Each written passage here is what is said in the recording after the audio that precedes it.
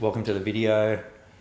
This is 5 biosafety tips and tricks that will take you from noob to cell culture Chad. How about what do we start with?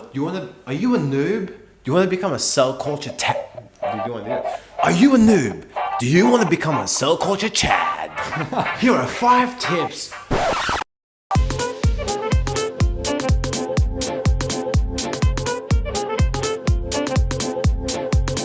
Cell culture Chad. You've got a bit of string here. No. Now it's on your beard. No.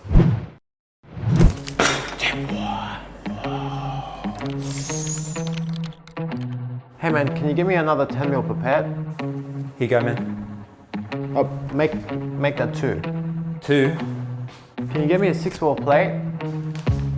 Hey Alex, can you bring the pipette gun? Oh wait, see.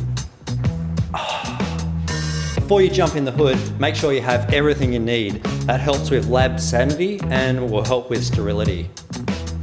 Exactly. Tip 2. If you suffer from cabinet anxiety, steady the pipette with your finger. This will help you maintain control over it so it doesn't wiggle around everywhere. It also works with micro pipettes. Who has cabinet anxiety? I don't know, have you seen students, man? Those guys shake. Shake, shake, shake. Tip 3. Make sure you can see the graduation on the pipette before you remove the sleeve, otherwise Things will get messy. dun dun dun dun.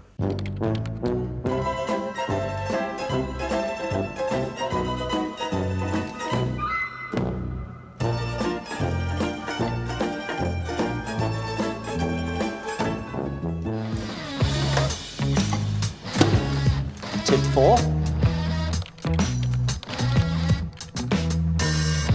Hey Alex, are you done with the hood?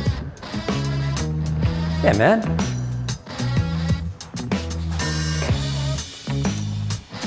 What the I will look for you. I will find you. And I will kill you.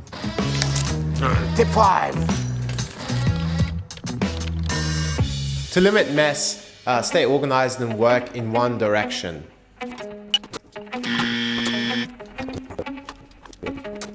Keep your clean stuff to the right, working area in the middle, and then your rubbish to the left. Or if you're left-handed, do the opposite. Or don't. I don't care.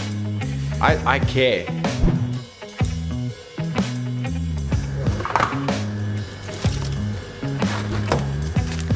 Tip 6. To maintain pressure and prevent leaks, make sure that the pipette tip is firmly inserted into the pipette gun. Dirty joke time. No.